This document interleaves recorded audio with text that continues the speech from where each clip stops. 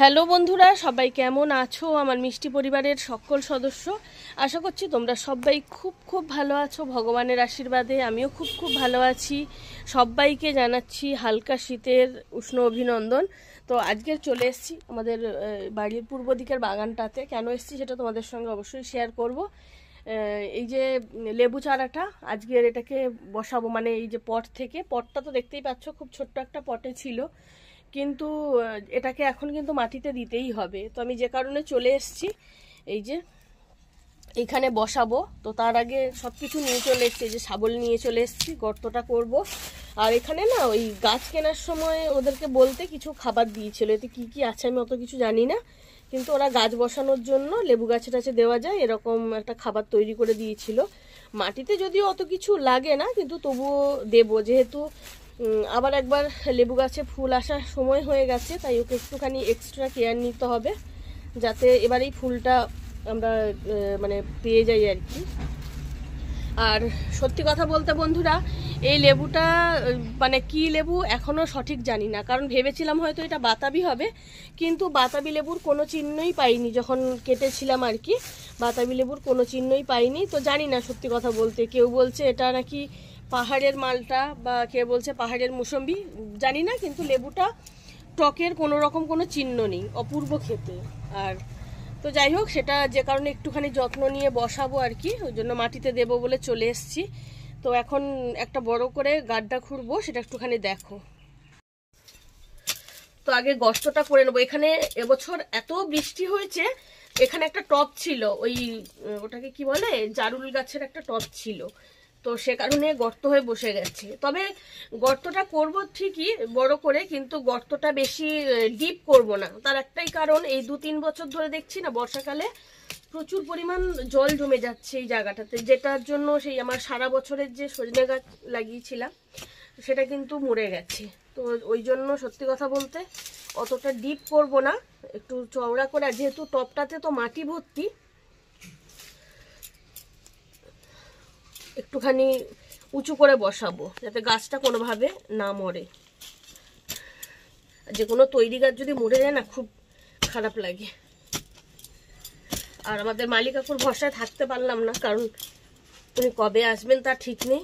আর সত্যি কথা বলতে ওনার বয়সটাও যথেষ্ট হয়েছে, তাই ওনাকে দিয়ে গর্ত ফর্ত কাটানো যাবে না।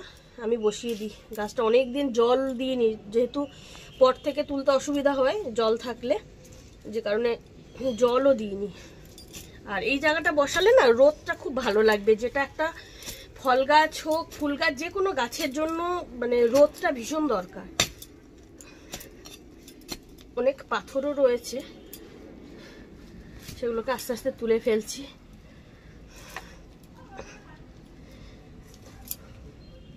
মাটিটা দারুণ হয়ে একদম পারফেক্ট গর্ত খোঁড়ার জন্য, না বেশি শক্ত রয়েছে না একদম কাদা কাদা। এই মাটিতে গাছ বসালে না খুব ভালো হয়।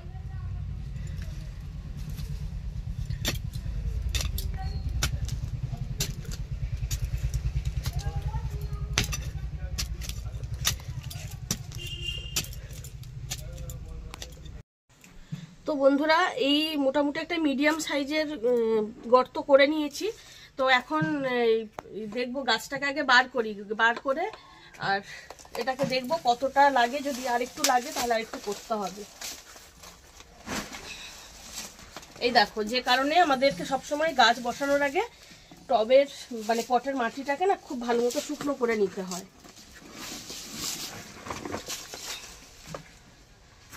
গাছটা কিন্তু বেশ ভারী হয়ে গেছে, কতটা তোমরা বুঝতে পারছো হয়তো জানি না, কারণ এরকম ভারী গাছ নামাতেও খুব কষ্ট। যাই হোক, আমি কিছুটা এই যে এতে যদি কিছুটা শিকড় কাটাও যায় তাতে কিন্তু কোনো ক্ষতি নেই। মাটি কিন্তু একদম তৈরি ঝুরঝুরে মাটি। আর আমি যে কোনো গাছ বসালে পাতা, শুকনো পাতা, তারপরে ভার্মি কম্পোস্ট এইগুলো দিয়ে বসাই, তার ফলে দেখেছো তো টবের মাটিটা কিন্তু অনেক আলগা রয়েছে। আগেই এগুলোকে তুলে ফেলে দিই। চলো গাছটাকে বসাবো, তার আগে একটুখানি যে খাবারটা এনেছি যেটা দিয়েছে সেটা আগে একটু দিয়ে দিলাম, আবার উপরের দিকেও কিছুটা দেব।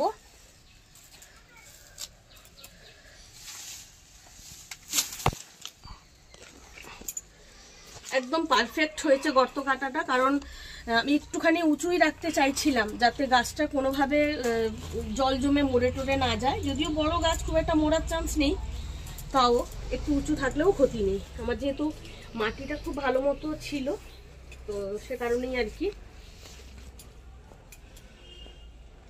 আমি সাইডে সাইডে আরো একটু করে খাবারটা দিয়ে দিচ্ছি। এইভাবে যখন জল দেব গাছটায় আস্তে আস্তে করে নিচে চলে যাবে।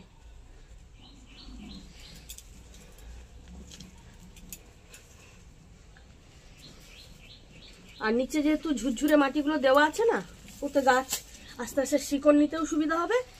আর এদিকে মাটিটাও আস্তে আস্তে বৃষ্টির জল হোক বা জল দিতে দিতে ধুয়ে সমান হয়ে যাবে। আমি একটুখানি উঁচু করেই বসালাম গাছটাকে, চেষ্টা করেছি গাছটাকে খুব বেশি আঘাত যাতে না পায় সেটা খেয়াল রেখেছি। কিন্তু তবুও যে কোনো একটা পট চেঞ্জ করার সময় গাছের একটু তো আঘাত লাগে, সেগুলো একটু খেয়াল রাখতে হয়। এখন চারদিকটা খুব ভালো করে চেপে দিতে হবে, যাতে গোড়া আলগা থাকলে কিন্তু বৃষ্টির জল হোক বা এমনি জল জমে গেলে কিন্তু যে কোনো গাছ মরে যাওয়ার চান্স থাকে।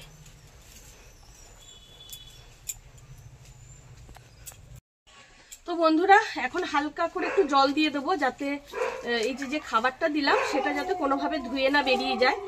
আর মাটিতে তো এইদিকের মাটিগুলোতে মোটামুটি ভালো, সত্যি কথা বলতে জল থাকে, একটু ভেজা ভেজা থাকে, তাই চারা বসিয়ে যেটুকু দেওয়া সেটুকুই দিলাম।